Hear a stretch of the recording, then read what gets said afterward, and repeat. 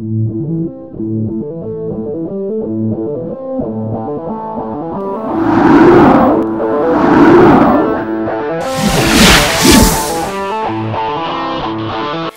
les amis, on se retrouve aujourd'hui pour mon book haul du mois de janvier.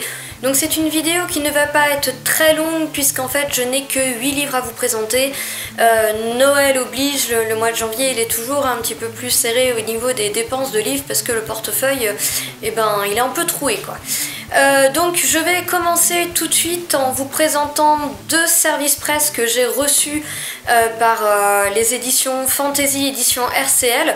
Donc je tiens vraiment à les remercier pour ces 2 lectures. Donc le premier livre que j'ai à vous présenter de chez eux, ce n'est pas un roman, c'est plutôt un livre document en fait qui a été écrit par Olivier Lucetti. Et c'est comment mieux écrire, raconter une histoire et réussir sa fantaisie. Et donc en fait ça donne pas mal d'indications, d'indices et de conseils pour les gens qui veulent pouvoir écrire, et donc là ici plus particulièrement sa fantaisie. Et moi j'avoue que j'étais un peu curieuse de voir quelles étaient un petit peu les clés qu'utilisaient les auteurs pour réussir leurs écrits. Donc j'ai commencé à le lire, mais évidemment je ne le lis pas d'une traite, donc je vous en reparlerai plus tard quand je l'aurai terminé. Mais à savoir que chez Édition Fantasy il y a pas mal de livres dans ce genre de collection, pas mal de livres un peu documentaires sur comment mieux écrire. Je vous invite donc à aller voir un peu leur catalogue. Si vous écrivez, il y a peut-être des choses que vous aimerez.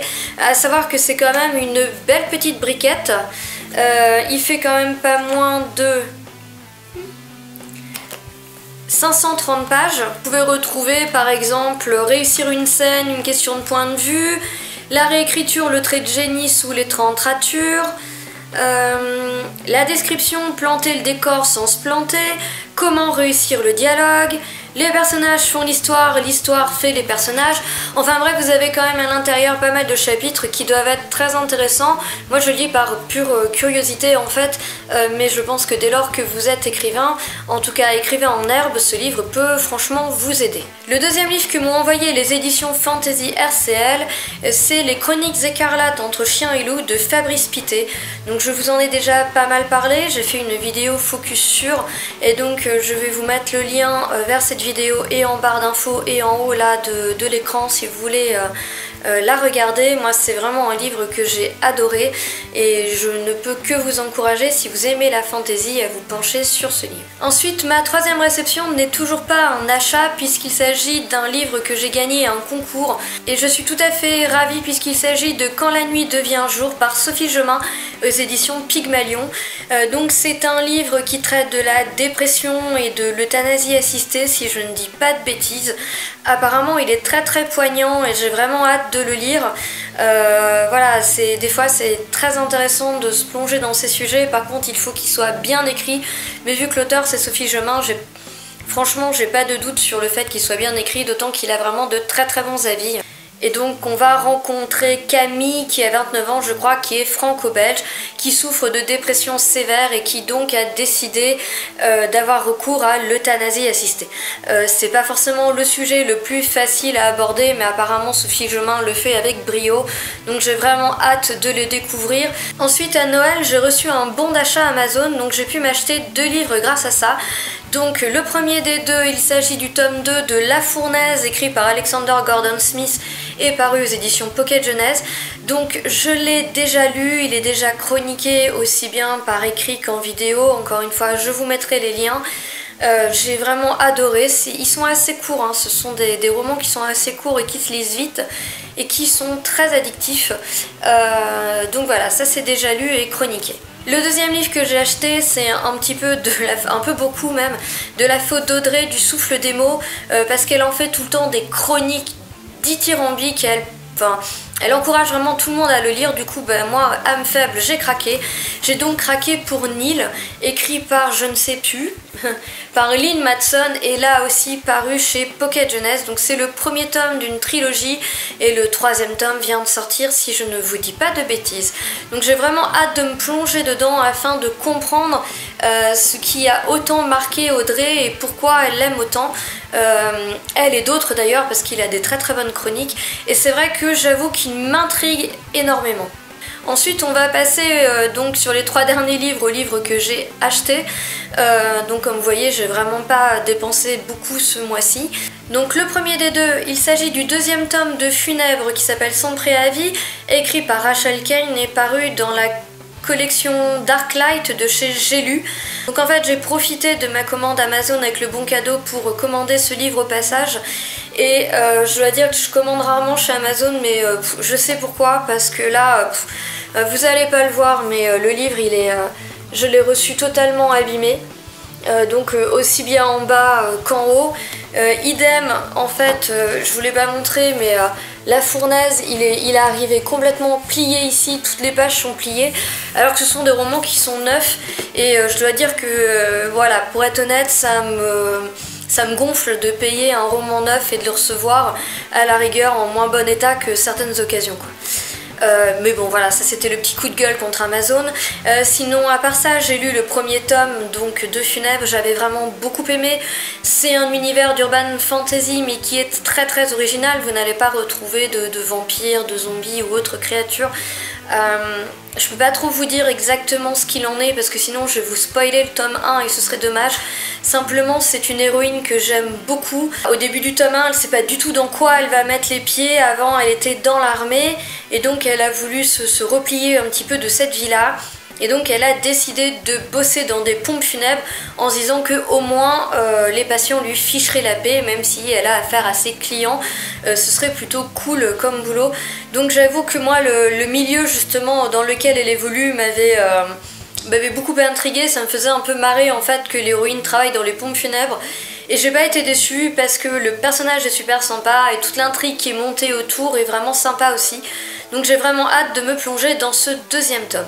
Ensuite là c'est plutôt sur un avis de Lou Laili que j'ai acheté ce livre puisqu'il s'agit du tome 1 des 7 royaumes qui s'appelle Le Roi Démon, qui est paru là chez Castlemore. Je sais que Bras Jaune les a publiés aussi et l'auteur c'est, je ne sais jamais, et l'auteur c'est Cinda Williams-Shima. Lou Laili en fait vraiment des très bonnes chroniques, on a vraiment un très très bon avis et du coup elle m'avait vraiment intriguée, c'est une auteure qu'elle adore et j'avais vraiment envie de découvrir donc cette série qui est en 4 tomes si je ne me trompe pas. Je crois pas qu'on puisse y trouver 9, moi celui-là j'ai trouvé d'occasion mais honnêtement il est en super bêta. Il est en meilleur état que les livres neufs que j'ai eu à Amazon. Le tome 2 risque d'être peut-être un peu plus dur à trouver, donc j'espère que ça ira. Et les 3 et 4, je crois qu'ils se trouvent assez facilement. Donc j'ai hâte de me plonger dans cet univers de fantasy un peu young adulte. Mais très honnêtement, je suis incapable de vous dire de quoi ça parle parce que je me suis vraiment fiée à l'avis en fait de Lou Laili et j'ai pas du tout regardé le synopsis.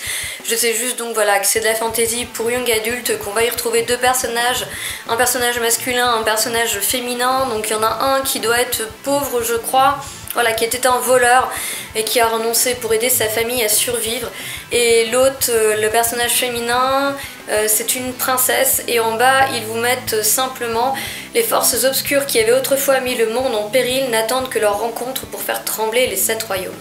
Donc voilà, j'en sais pas plus et pour être tout à fait honnête, j'ai vraiment pas envie d'en savoir plus, je vais me plonger dedans comme ça en espérant pouvoir trouver la suite assez facilement. Le dernier livre que j'ai à vous présenter, c'est un livre que j'ai acheté il y a déjà plus d'1 an, puisqu'en fait c'était un projet Ulule, donc un projet à participation en fait financière. Donc voilà, j'ai attendu plus d'1 an pour avoir ce livre, mais vraiment ça valait le coup parce qu'il est vraiment magnifique. Il y a des goodies à côté qui sont magnifiques, il est illustré, c'est un one shot hein, donc. Et ce livre il est tout simplement magique, donc j'ai hâte de vous le montrer tout de suite. Sauf que je l'ai pas ou je l'ai mis. Bah merde, mais putain, je l'avais là il y a 2 minutes. Mais où est-ce que je l'ai mis? Bon, je suis désolée, Ah oui, d'accord. Ouais, enfin, quand je disais que t'étais un livre magique, comment dire, je m'attendais pas à ce que ce soit à ce point-là, quoi.